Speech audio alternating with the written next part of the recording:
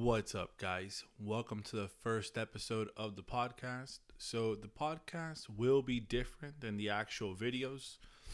So, my goal with the videos is basically take the most commonly asked questions that I get from my students and put it in a video format. So, that way, if this year, next year, whenever kids have a question about something, I can just say, hey, go watch the video. So, the videos will be more just me recording, kind of reading off like a script almost, just giving facts information, while the podcast will be more interaction, more dialogue.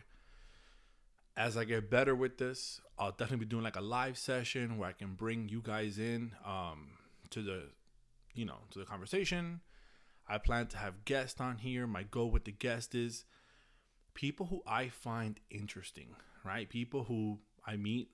I mean, if you've been talking to me anytime, I have a very eclectic group of friends and people that I meet, right? I have friends that live in parts of Miami in which is rampant drugs, gang violence, shootings, right? I also have friends that live like in the upper class neighborhoods of Miami so my background, my friends are pretty wide and assorted. I've met people of all different stripes and backgrounds. So my goal is to bring those folks on here and everyone contribute in their own way. So for example, one podcast I might talk to a guy who's a plumber, right? Another episode I might talk to a guy who's like a hedge fund manager, right? Because I know these people.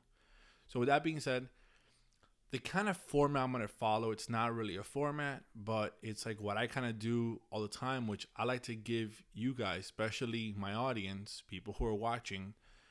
Maybe you don't follow the news, or maybe you do follow the news, but you tend to have a more biased perspective.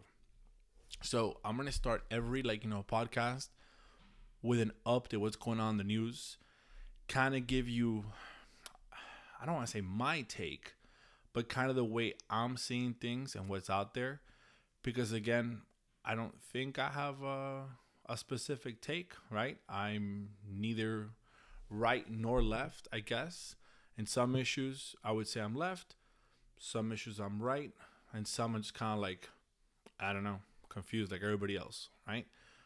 So the first thing, obviously, today being May 25th, it's all over social media. It's all over the news, was the shooting in Texas, in Uvalde, right? Tragedy. But let's be honest, guys. Just because you put on your Instagram a picture of these poor kids, and just because you come out talking about stopping the NRA and stopping gun control, passing gun control and all this stuff, it's not going to do anything, right?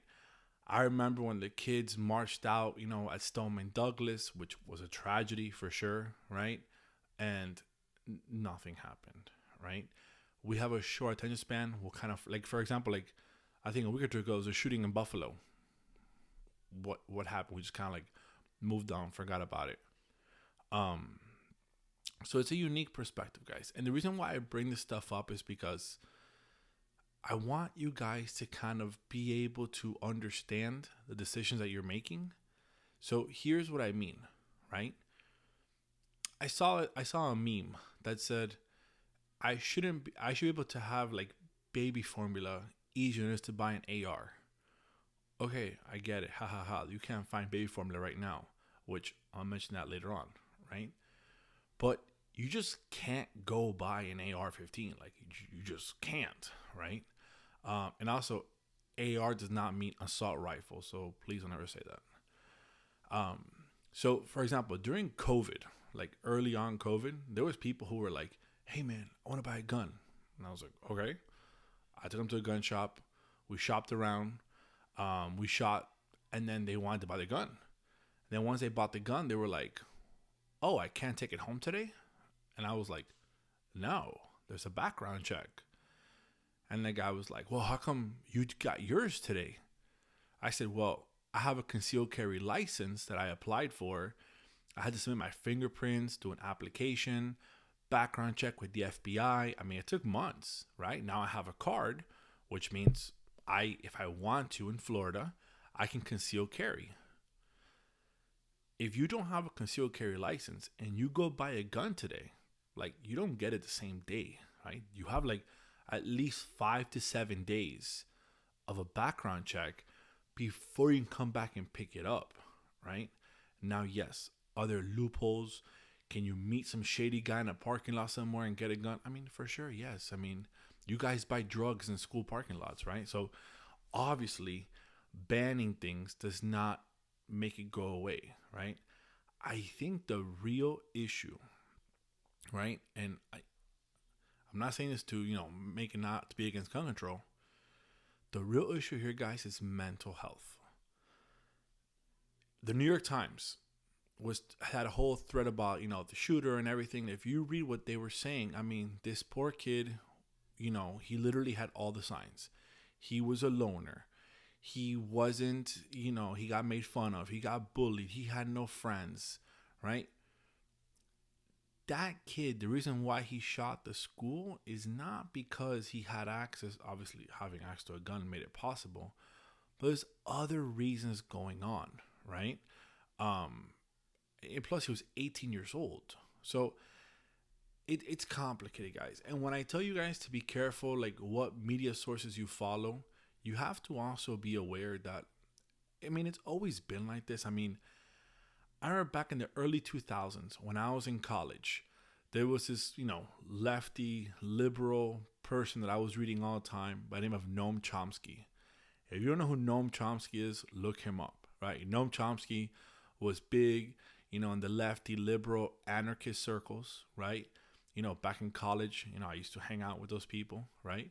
One of my dear friends, a professor, is like a mentor, a great friend of mine. He's a Marxist, right? We're great friends. But Noam Chomsky had a book called Manufacturing Consent. And it's a great book because Noam Chomsky was talking about a sense and the way in which in our society, the socially approved conversation that we're allowed to have is controlled by these elites. There's not some conspiracy, Illuminati, whatever, but like you have institutions that exist. So for example, you have the media, right? And in the media right now, you have like a Fox News and an MSNBC, CNN. Fox News is obviously you're more conservative, you're more right-wing talking points. And then you have your CNN, your MSNBC, and they're more like liberal, left-wing, right? And each side is just kind of repeating the same stuff over and over again. One is Team Blue, the other one is Team Red. And they keep us fighting with each other, guys.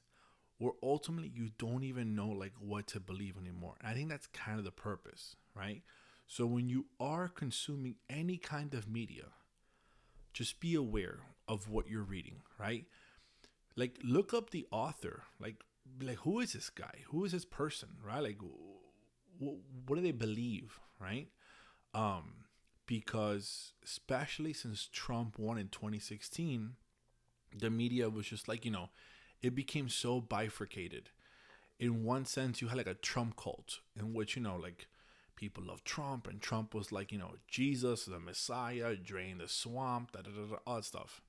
Then the other side, Trump was literally Hitler. Trump was evil, was poison, toxic, And I mean, I don't think that neither one of those things are true, right? And for no president, just like, when people tell me Joe Biden's a communist, maybe, but not really, right? Like if you look at Joe Biden's policies, right? Like for example, one thing I'm talking about today is the student loans. Right now in America, guys, 45 million people owe $1.6 trillion. And basically, since COVID started, student loan payments have been suspended. No one's made a student loan payment, right? And then one thing Joe Biden did was he talked about maybe doing like a $10,000 student loan forgiveness. Then that never happened.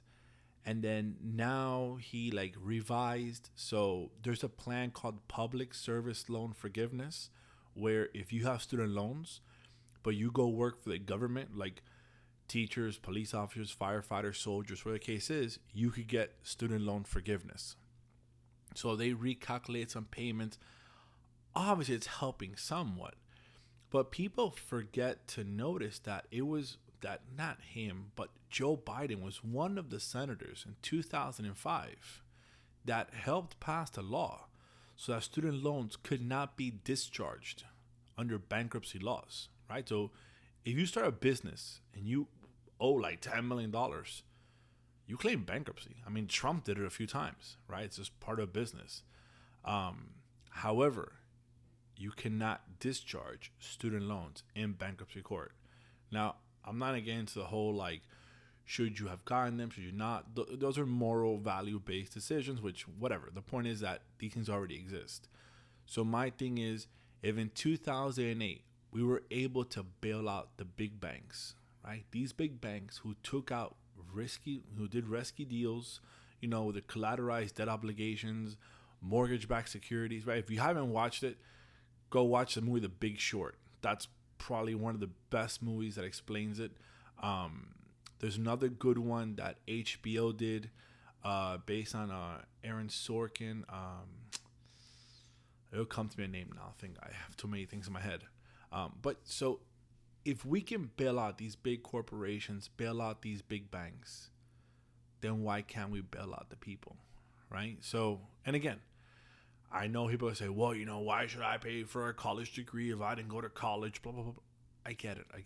No one's saying that, right? And no, we're not going to bail out your mortgage after, which maybe we should, right? If we bail out the banks in 2008, we saved the banks, then why couldn't the banks who got their money back let people keep their houses? Why not, right? Or even like Obama had this program back in 2008 to 2009 called Cash for Clunkers, where there was like an environmental thing where basically if you turned in like an old, car or a car that like was a gas guzzler, they would give you like more money for it. And it basically got a bunch of old cars off the road and you could get a new car. So if we can do these kind of programs, we could do a lot for people, right? So another thing in the news is this whole baby formula shortage.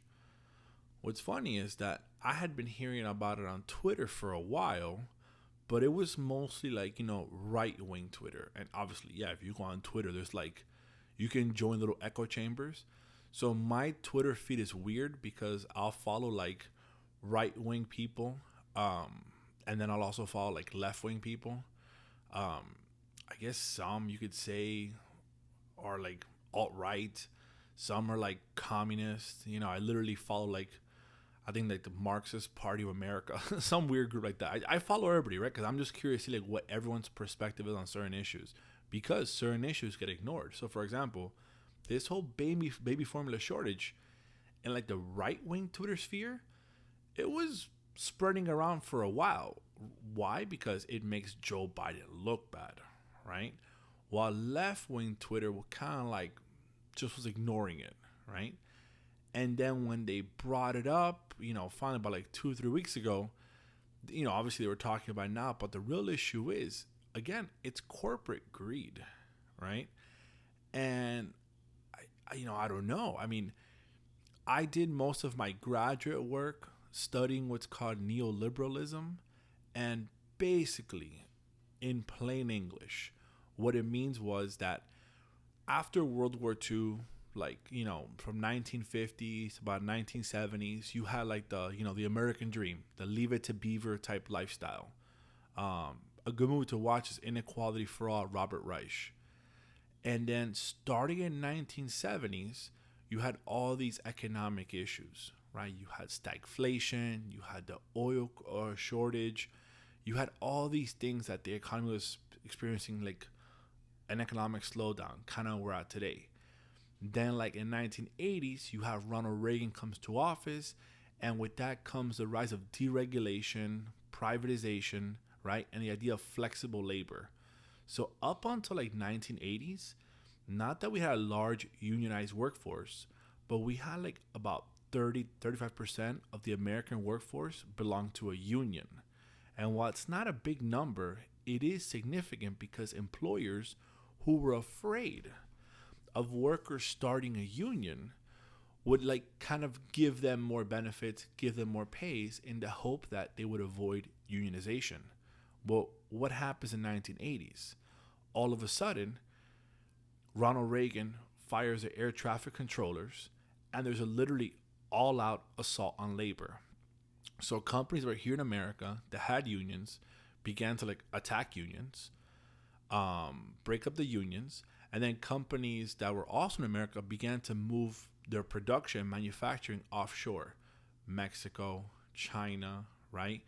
Parts of the world in which they could extract like a big profit by paying a low salary to their workers. Because remember, like, if you're running a business, right, most of your expenses are fixed expenses because it's based on supply chain. But the one expense that's not fixed, right, is labor. Labor can be a variable cost because if I hire like an American worker, I might have to pay them a little more money. But if I hired immigrant or undocumented workers, well, now I can pay them lower wages, right?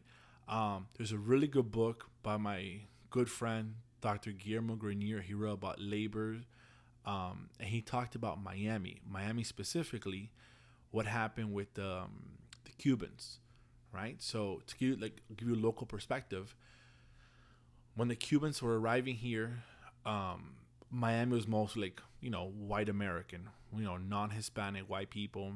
And a lot of those trade unions that were here, were didn't want these new immigrants coming into their trade union. So they made all the exams to get into the union, like in English and whatever. They were not very accommodating to the new arrivals. Well, what did the Cubans do? The Cubans started their own like rival companies, were doing the labor like non-unionized, just charging cheaper. And eventually, by doing non-union and cheaper labor, they were able to, drive out the unionized workforce pretty much, right? It's a really good book. Check it out. Dr. Grenier has a bunch of books like on Miami. When I was in grad school, I took courses with him on Miami, so he's definitely somebody that you definitely want to check his books out. Maybe I'll have him on the podcast one day. I'm sure he would love to come on. So basically, tying us all back together is today in 2022, corporations have an immense amount of power. Like, it's ridiculous, right?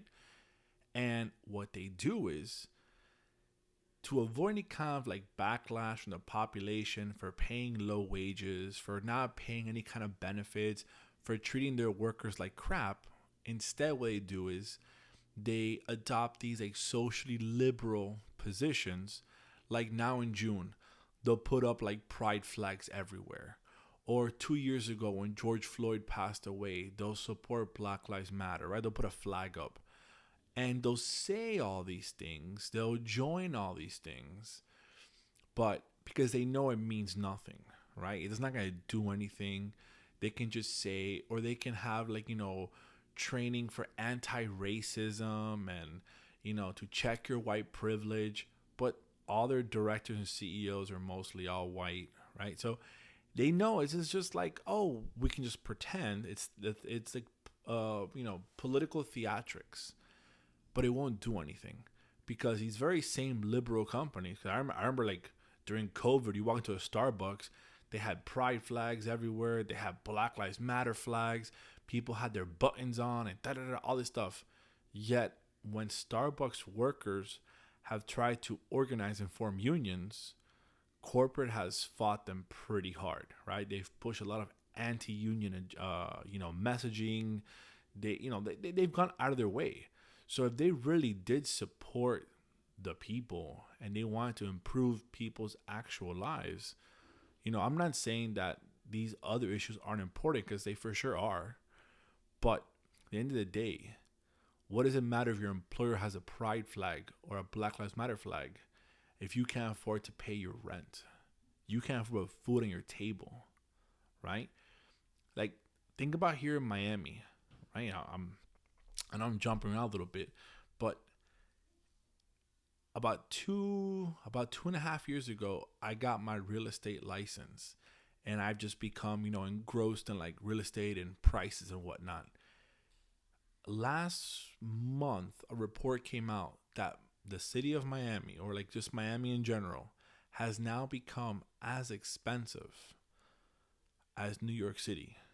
Like, imagine that. A place in which you actually have, like, decent strength unions, you have high wages, high salaries.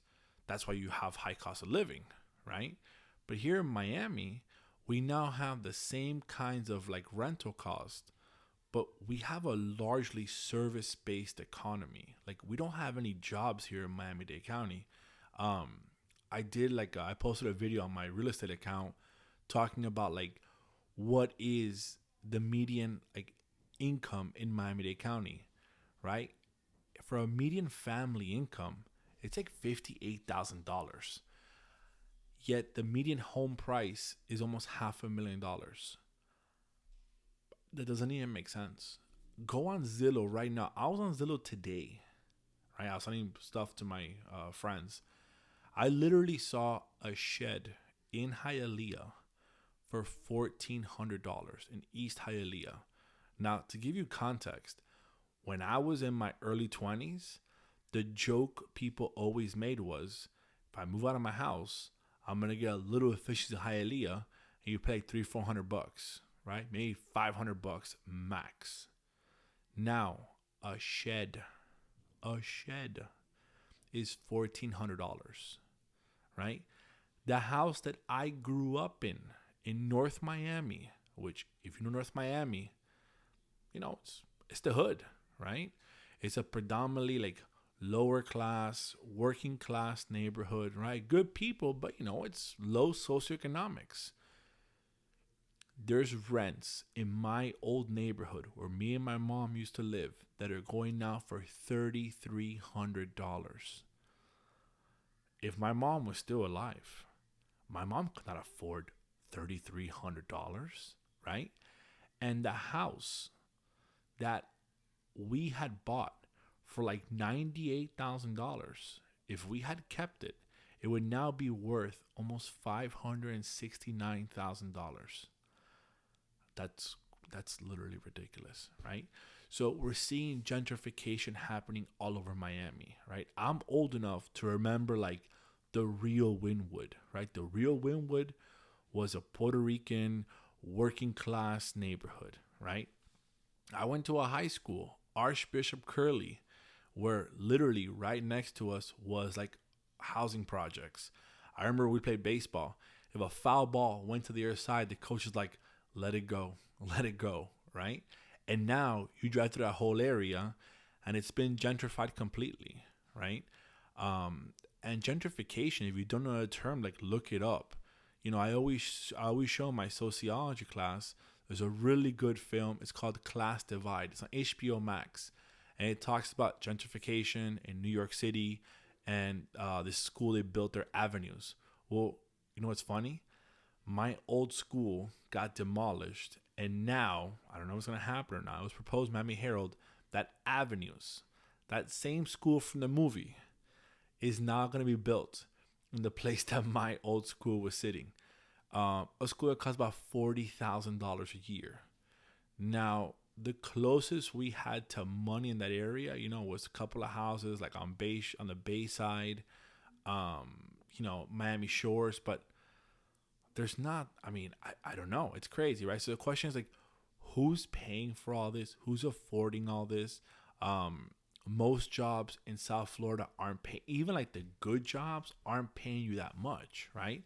I think the last time I looked at the census data, like again, I'm always looking at like statistics to give you guys accurate numbers. And if you go to the Department of Labor, right, or you go to the U.S. Census Bureau, you can pull up like data on any neighborhood location, wherever you want to see. And in Miami-Dade County, the amount of people, only about 27% of the population made over $100,000 a year. Yet, to be able to afford the average home now, you have to make about $110,000. So, I keep hearing, oh, it's the out-of-towners, oh, it's the New Yorkers, oh, it's the tech people, right? I get it. They came during COVID, right? They were in blue states that were locked down. And Florida, we didn't, we didn't give a crap. I remember we went in May 2020 up to Vero Beach. They had no people looked at us like weirdos for wearing a mask. I remember we got out of the car, we had a mask on. We get into the hotel and they were like, "Are you guys okay?" And we're like, "Yeah." There's no mask required. They were like, "No," right? They looked at us like we were weirdos. We went to a restaurant. We asked lady, "Can we like order food?" And she was like, "Yeah." And we're like, "Well, can we like eat inside?" She was like, "If you want to." She probably thought we were like, weirdos, but we had come from Miami where Miami was literally locked down. So there was a lot of parts in Florida. They never locked down. We literally called my father-in-law and we were like, "Dude, come up here." And he didn't believe us. We went to a restaurant and we sat a party of 14. No mask, no nothing. In the middle of like May 2020. June 2020, when Universal opened up, we were there, right? In July 2020, when Disney opened up, we were there, right? So Florida never really closed. So I get it. People who are in New York, Chicago, California, these blue liberal states that shut down, people didn't like that. Especially they have money. I wouldn't have stayed, right? But now the problem is that I guess our freedom, right? It's now priced us out of paradise. I know, my wife and I, we're constantly talking about the fact of like, should we leave Miami, right? Like, we look at properties and stuff and houses that aren't even that nice are going for like $700,000, right? Obviously, we're looking for like 4 bedrooms with a pool and stuff like that, right? But I was looking today in North Miami, which again, I'm not in North Miami. That's where I grew up, right? But like, it's kind of the hood, right? And there's houses going for like $400,000-$500,000, which before COVID, you could get a house there for like 250, 275 max, right? So will there be a market correction? I don't know, right? And here's why people always ask me, "Oh, but the market's gonna crash. It's gonna crash. It's gonna crash." Here's the problem: like the folks who are buying homes in like 05, 06, 07, people who are doing those adjustable rate mortgages, and they literally couldn't afford it. I remember like I used to work in a building like as a valet driver, and like my valet boss who made like $12 an hour, he had 2 apartments that he bought. He was like, "Hey man, why don't you buy one?" I was like, "Dude, I'm a valet." He goes, "Oh, it's fine, man. They don't even check your income." So luckily I didn't get caught up in the whole like housing thing. If not, I would have had like, I know people who bought houses ended up having to lose their homes in foreclosure, right?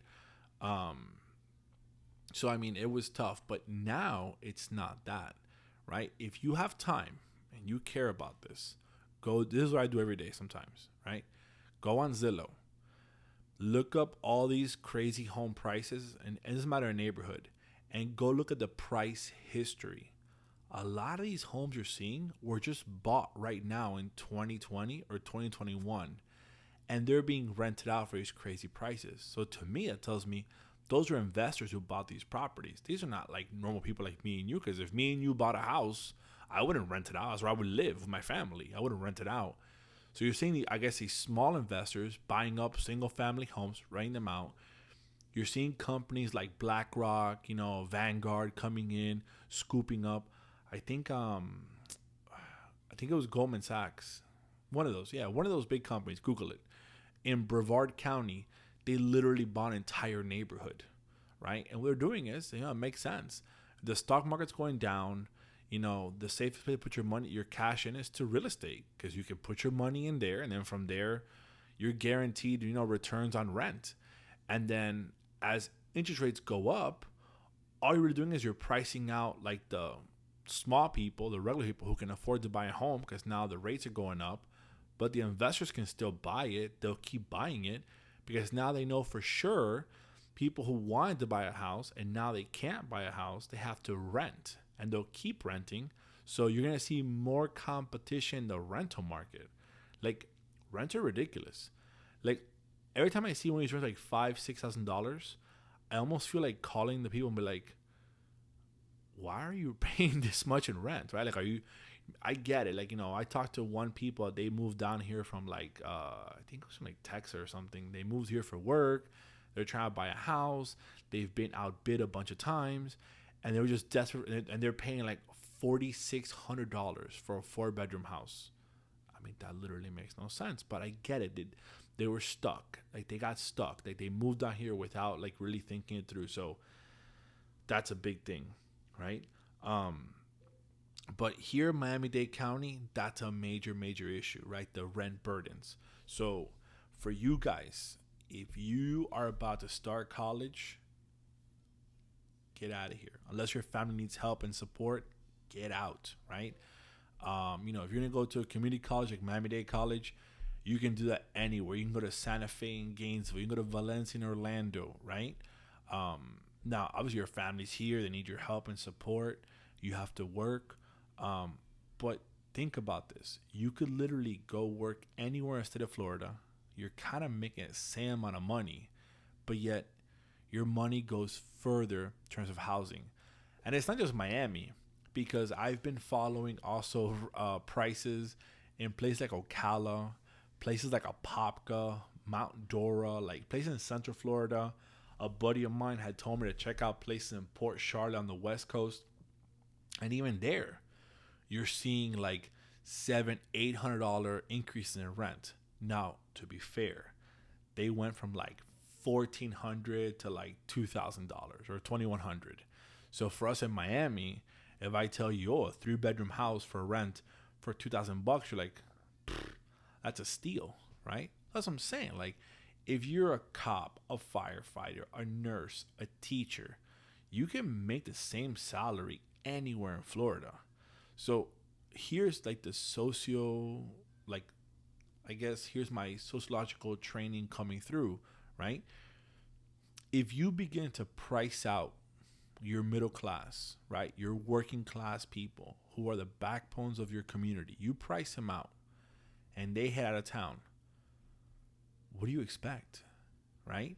So if I have friends, right? I'm not going to say names, whatever the case is, but I have a friend of mine. She's a new teacher. She could literally make the same salary, whether she's in Miami or she's in Orlando or anywhere in Florida. Yet if she was in Orlando or Gainesville or Ocala, she could actually afford a house, right? Because so our governor Ron DeSantis just approved this program called like Hometown Heroes, where it's like a thing to like help like first responders, teachers, police, firefighters, nurses be able to afford a home. And it's like a whole like down payment assistance, whatever. But if you look at the limits, right, the FHA limit is like 460, 470, right? You can't even find that house anywhere here. And if you find it, it's probably been like beat to crap. It needs a bunch of work being done to it. Or it's probably a neighborhood that, like, no offense, you probably wouldn't want to live, right? Because Miami's weird like that. Like, Miami, I always tell my students, we want to have a fun little experiment. Go have lunch in Brickell, right? It's some, like, fancy restaurant. And then drive north to Aventura Mall. You will literally drive through, like, 4 or 5 different neighborhoods. I mean, and it's clear to see. And there's no, like, you just know you're in a different neighborhood. And I'm sure now it's more like pronounced more in your face because they keep gentrifying more and more the area. And you still have like the pork and beans, which, it's probably going to be demolished next because, it's in a nice part of like the city, because they can tear it down and build condos and high rise. People will come pay that. So, I mean, it is crazy, guys, right? Other news, the Opa Loca flea market is closing. Good, right? Last time I wondered if I was going to be like human trafficked or something. I don't even know. Like, I remember I used to go when I was a little kid with my mom there to like buy like weird random stuff. But like as an adult, I've never even gone back there. I always felt like I'd be robbed or stabbed or killed, or literally kidnapped for human trafficking or something. I mean, who knows? There's monkeypox.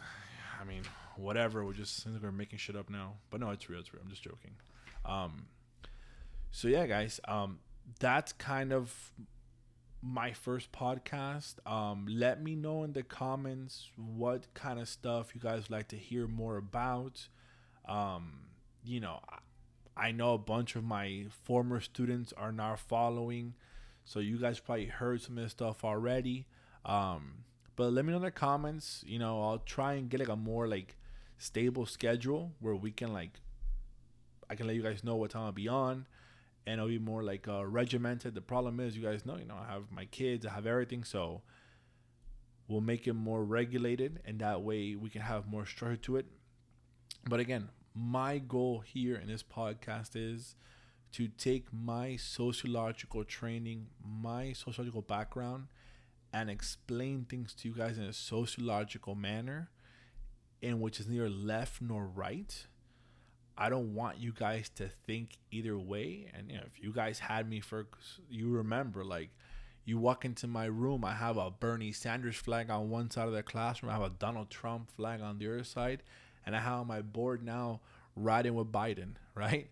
And the kids always are confused. They're like, "Oh, who'd you vote for, mister?" Like, I never tell them, right? Because it's not the problem. I always tell them I vote for freedom. And what's funny is when I say vote for freedom, they assume that means Trump, and they forget it was Trump who locked us down and Trump who made the vaccine, right? So if you're talking about freedom, why is that association in people's minds, right?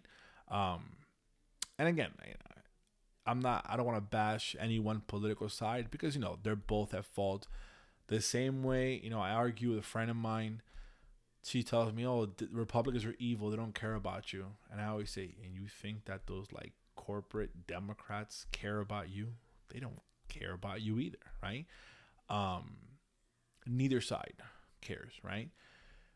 I think that to move forward after COVID, we have to come together. We have to agree on things, and the world's guys. There's hope out there, right? So, you know, this is the first episode, right? And I'll try and do these at least 3 times a week, maybe every day. It's just the editing takes a while for right now. But thanks for listening, guys, and we'll keep this going.